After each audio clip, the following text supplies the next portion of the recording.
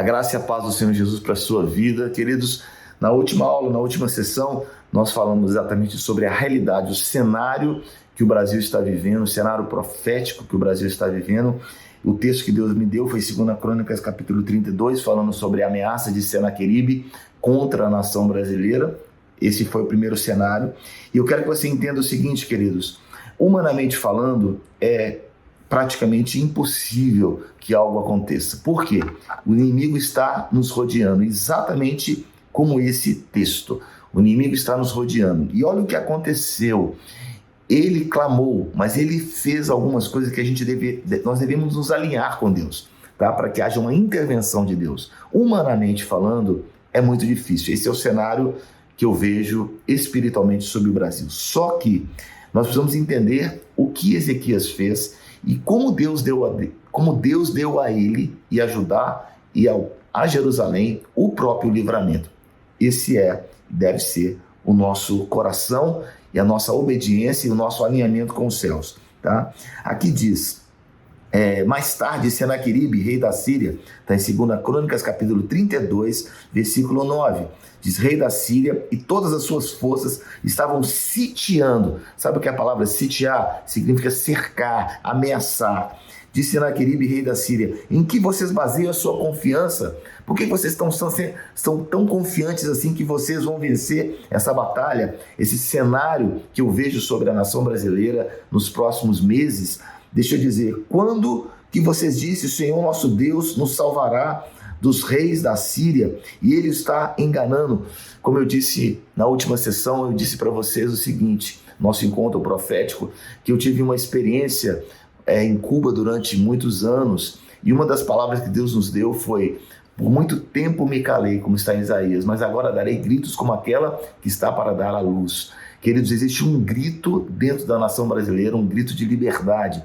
E eu creio em nome de Jesus que Deus quer libertar o Brasil. Só que nós precisamos entender. Por quê? Porque o nível de potestade espiritual que está cercando o Brasil é mais elevado do que nas últimas eleições, é mais elevado que nas últimas batalhas que o Brasil viveu. Então, nós não podemos vir com os mesmos níveis de guerra, níveis de instrumentos, nível de batalha, de ferramentas, nós não podemos, nós precisamos estar subindo o nível. E para isso, nós precisamos nos alinhar, porque nós não estamos em baixos lugares. A gente precisa estar assentado nos altos lugares. E dos altos lugares, Deus vai nos dar autoridade para liberar os decretos dos céus sobre a terra. Isso é muito importante.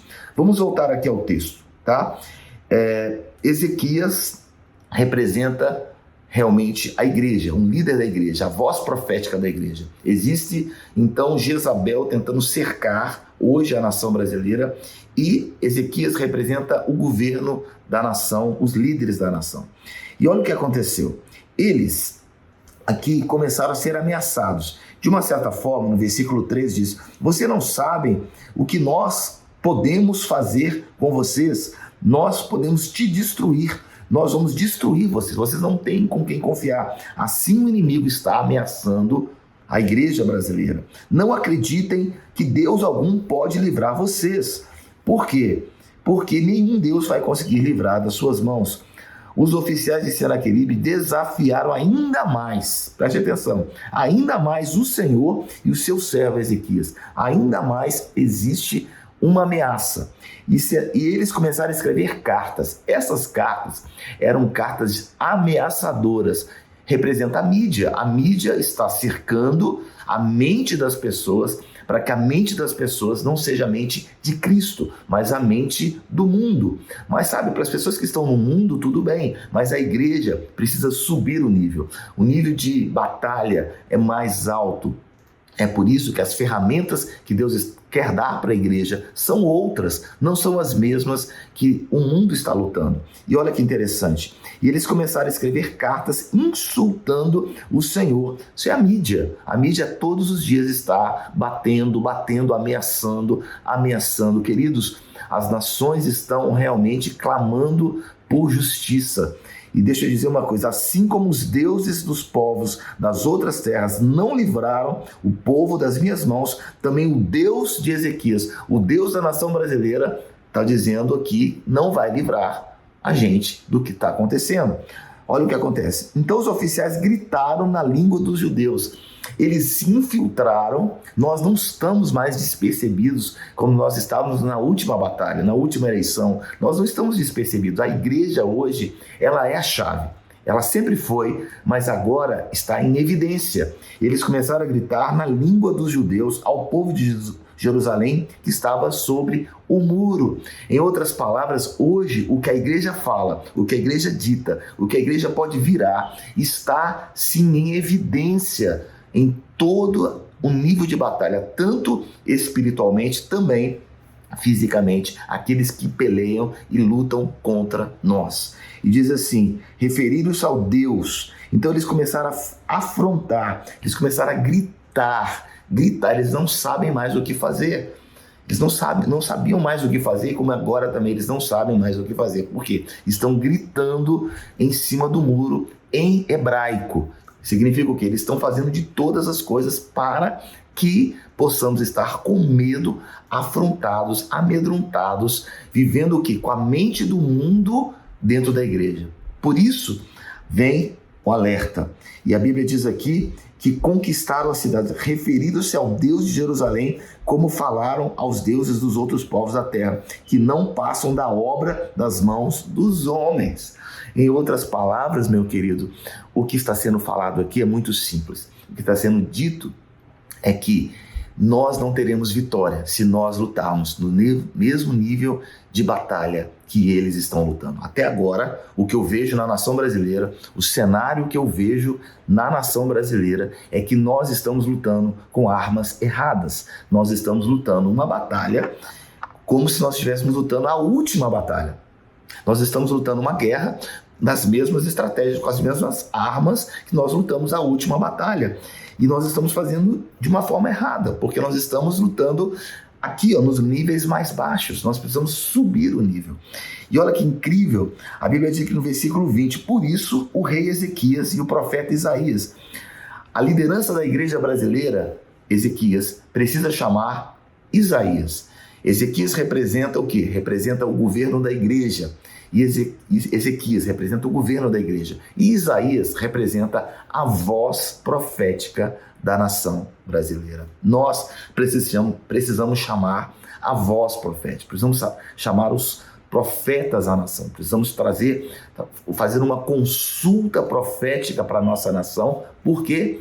Porque quando o governo da igreja chama os profetas, naturalmente existe o quê? Um alinhamento, um arrependimento, existe um conserto, valores são restaurados e principalmente existe um ambiente espiritual transformado. Você precisa entender. Por isso Ezequias e o profeta Isaías, filho de Amós, clamaram em oração aos céus. Não foi uma batalha na terra, foi um outro nível de batalha. Esse outro nível de batalha, Deus disse, subam o nível, igreja. Subam o nível. Eu acabei de voltar da Colômbia. Eu estava na Colômbia 2 semanas atrás. E a palavra que Deus nos deu ali, sabe? Por que eles perderam? Porque houve uma perda. Uma igreja muito parecida com a igreja brasileira, uma igreja vigorante, uma igreja grande, uma igreja envolvida com milagres, uma igreja envolvida com crescimento, uma igreja que tem um papel na sociedade. Houve uma transformação na sociedade. E agora a grande pergunta é por que eles perderam essa batalha para a esquerda e muito mais pela esquerda, porque a luta aqui não é contra carne nem sangue, mas contra principados e potestades das regiões celestiais. E a pergunta foi, por que nós perdemos? E quando eu cheguei lá, eu trouxe essa palavra, eu trouxe essa palavra. Queridos, a palavra não é livramento, é arrependimento. A palavra não é simplesmente nós chamarmos os oficiais. Você deve perceber que aqui, nesse contexto, em 2 Crônicas, tiveram 2 tipos de batalha. A primeira batalha, a primeiro nível de batalha, onde Ezequias chamou os oficiais. É tempo de nos organizarmos, é tempo de limparmos as águas, tirarmos a contaminação das águas. Esse é um nível de batalha. Mas um outro nível de batalha, quando há um cerco do inimigo e Jezabel tenta entrar com a mesma palavra, com a mesma voz, com a mesma língua. Eles falaram em hebraico, gritando nos muros. Quando existe esse cerco, tem que se subir o nível de batalha. E a gente conversando, eu tive a oportunidade de conversar com líderes de intercessão, líderes proféticos ali na Colômbia, e eles entenderam, na verdade, houve essa mesma palavra que eu estou liberando aqui para você. Eles não lutaram nesses níveis mais altos. Eles não lutaram com os profetas. Eles não lutaram com a voz profética.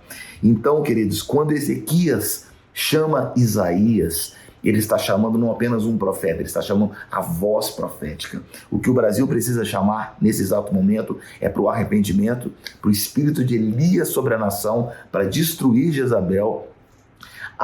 Nós devemos ter a consciência de um arrependimento nacional. A gente precisa entender que precisamos ser descontaminados desse nível de batalha para Deus nos levar nos altos lugares. E nesses altos lugares, os decretos do céu, como foi feito um decreto dos céus, clamaram em oração aos céus. E o Senhor enviou um anjo, uma intervenção do alto lugar, dos altos lugares, os decretos dos céus para a terra. É isso que o Brasil precisa. Existe sim uma janela. Existe uma janela de esperança para o Brasil. Se você ficar olhando, achando que o presidente, achando que o Planalto Central, eles têm uma resposta, se você colocar a sua confiança em um homem, se você colocar a confiança no que aconteceu nas últimas eleições, se você colocar a sua confiança no ambiente que nós vivemos hoje, eu vou dizer, nós vamos falhar, como a Colômbia falhou e outras igrejas falharam, mas há uma janela para o Brasil. Há uma janela para o Brasil, e essa janela é a voz profética. Essa janela é, sim, um arrependimento, um alinhamento, uma descontaminação das águas, e, principalmente, a gente precisa clamar para que Isaías, representando a voz profética, venha sobre a nação brasileira. Que Deus abençoe você. Até a próxima aula, até a próxima sessão, até o nosso próximo encontro profético. Deus abençoe você.